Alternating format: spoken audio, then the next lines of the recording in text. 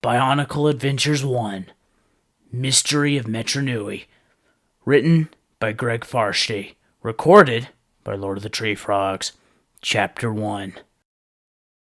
Kapura walked slowly along the outskirts of the district of Metru, his eyes scanning the ground. Most of the homes and factories in this part of the metro had been abandoned lately.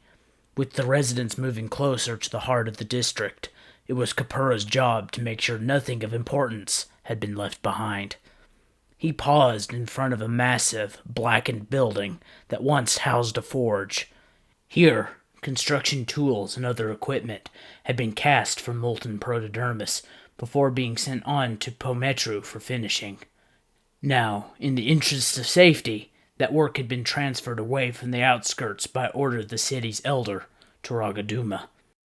Kapura spotted a disc launcher used in the sport of akilini on the ground, and bent down to pick it up, only to discover the handle was cracked. He walked on. This was an important task, his fellow workers had told him, and important tasks were best done slowly and carefully. Had Kapura looked up, he would have seen the skyline of Metru, home of the makers. Cone-shaped factories scorched by ages of use stood next to the homes of smiths and crafters. These were the Matoran who molded protodermis, the substance of which everything on Metru Nui was made, into thousands of shapes and forms. A molten river of raw protodermis ran through the center of the district, drawn from below the city and fed into the great furnace. From there, it traveled to each factory to be turned into masks, tools, and anything else that might be needed. Dominating the skyline was the Colosseum, home to Turagaduma and the tallest building in all of Metru Nui. For as long as anyone could remember, the sight of the Colosseum had brought a feeling of safety and security to Matoran. But now, Kapura counted slowly as he walked. 6, 7, 8. At least 8 of the workers at his factory had vanished lately. Where they disappeared to, and why, no one knew, but there were plenty of rumors. The Matoran stopped. Something had moved off to the right. It didn't sound like another Matoran, or even a wild Rahi beast. It was a soft, slithering sound, as if something was dragging itself across the ground. The sound grew louder and seemed to multiply. Kapura felt the urge to run, but his feet would not move. He forced himself to turn around and look. 4 thick, blackened, twisted vines were snaking their way out of cracks in the ground, weaving in the air, as if momentarily unsure of what to do. Then they wrapped themselves around the empty factory and began to climb, winding around again and again until they covered the building from top to bottom. Kapura's eyes widened as the vines started to squeeze. Solid protodermis crumbled before their strength. The building groaned and cracked, collapsing in on itself in a matter of seconds. As if satisfied, the vines pulled away and began to move toward another structure. It was then that Kapura found his voice, but he could speak only one word, and that in a horrified whisper. Morbuzak. In another section of the city, a second Matoran was also thinking about the dreaded Morbuzak plant. The vines had been appearing on the outskirts of the city for some time, wrecking structures and forcing residents to flee. No one knew where they came from or how to stop them. All that was known was that everyone who challenged the Morbuzak vanished, never to be seen again. But this particular Matoran wasn't worried about the damage the plant was causing. Instead, all his attention was focused on a tablet decorated with a most interesting carving. The picture showed the combined power of 6 discs defeating a giant Morbuzak root. Discs, called Kanoka in the Matoran language, were a common sight in Metru Nui. They were created in every metro and used primarily for sport, as well as for defense against the wild beasts called Rahi. Discs found to be of the right purity and power level were forged into masks of power, but the discs in the carving could not simply be any old Kanoka the Matoran knew. These had to be the 6 great discs of legend. Under the picture of each great disc was inscribed the section of the city where it could be found and the name of a Matoran: Nuri, Akmu, Vizola, Tahuti, Eri, and Orcam. When he was done examining the carving, the Matoran turned to Nadiki, the strange four-legged being who had brought it. "What is it I'm supposed to do?" "I think it would be obvious," hissed Nadiki from the shadows. "Get the 6 great discs. I don't care how. Then give them to me, and I will take them somewhere safe." The Matoran frowned. "If they truly exist, these are the 6 most powerful Kanoka discs in Metru Nui. This would be beyond price. What do I get out of this?" "You will be well paid, Matoran," Nadiki replied, smiling in a particularly nasty way. "Plus, you will get one more benefit. If you're successful, I won't come looking for you." All right, I get the idea. But why is this so important? Even if these Matoran could get their hands on the Great Discs, they wouldn't dare to try to stop the Morbazak themselves. "It's not Matoran we're worried about," came the answer. "It's so-called heroes, Toa Metru. 6 Toa Metru." With that, Nadiki was gone. The Matoran watched him go, thinking, 6 Toa Metru? How is that possible? Moments before, they had been Matoran. 6 strangers, each from a different metro, brought together by a plea for help from Toa Likan, the hero of Metru Nui. Now, in the heart of the great temple in Ga Metro, they had been transformed. Where once 6 Matoran had stood, now there existed 6 new Toa Metru.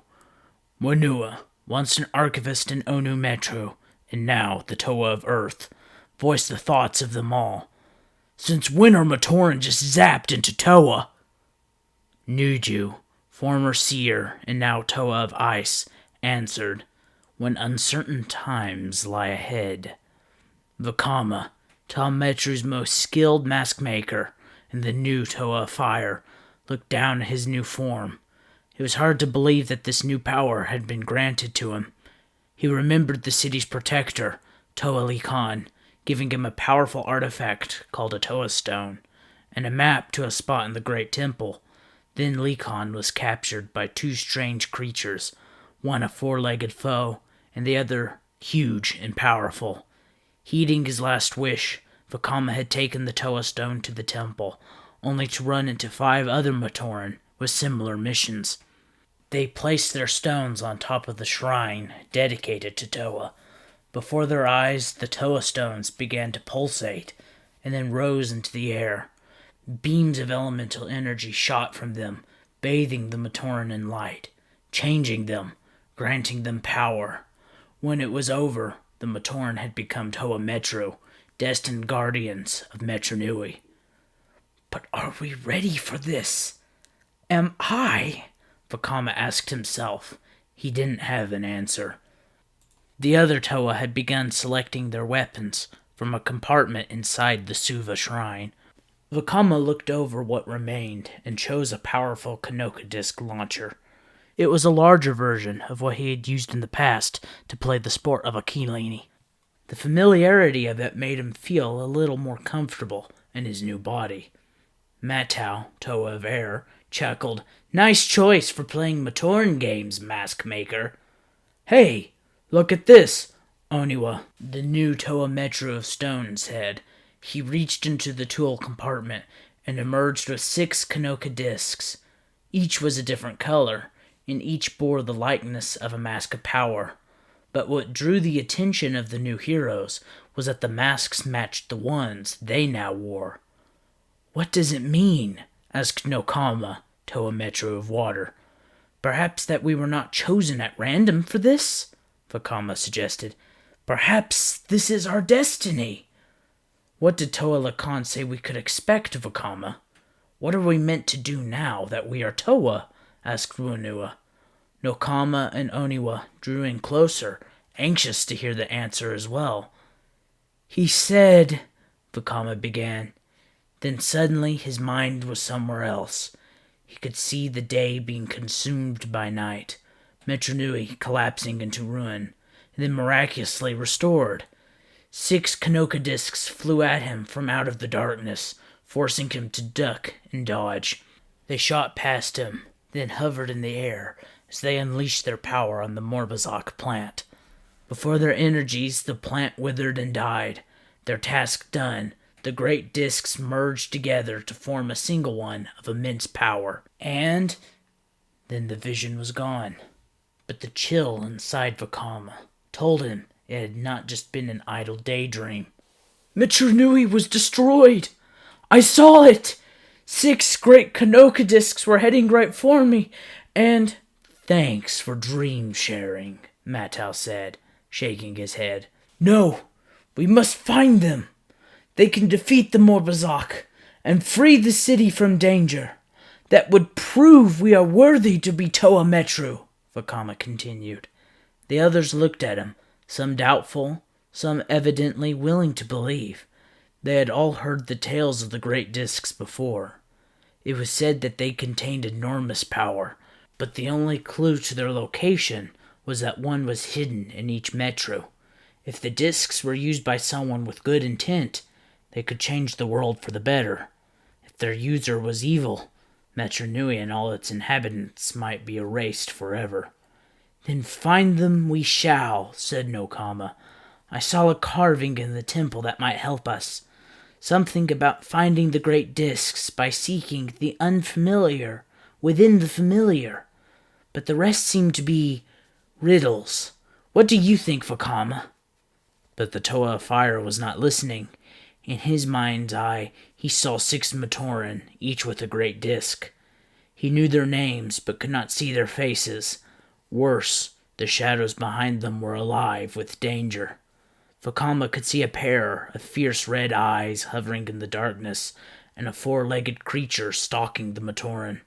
He had seen that figure before, in real life, struggling with Toa Lekan. Vakama knew how powerful and evil this being was, and the memory made him shudder. Nuri, Orkham, Vizola, Akmu, Eri, Tahuti, Vakama muttered. They can decipher the riddles. They can help us find the great discs. But beware of a dark hunter who walks on 4 legs. You spent too much time at the forge, Fire Spitter, answered Oniwa. Your head needs cooling down. I trust Vakama, Nokama said.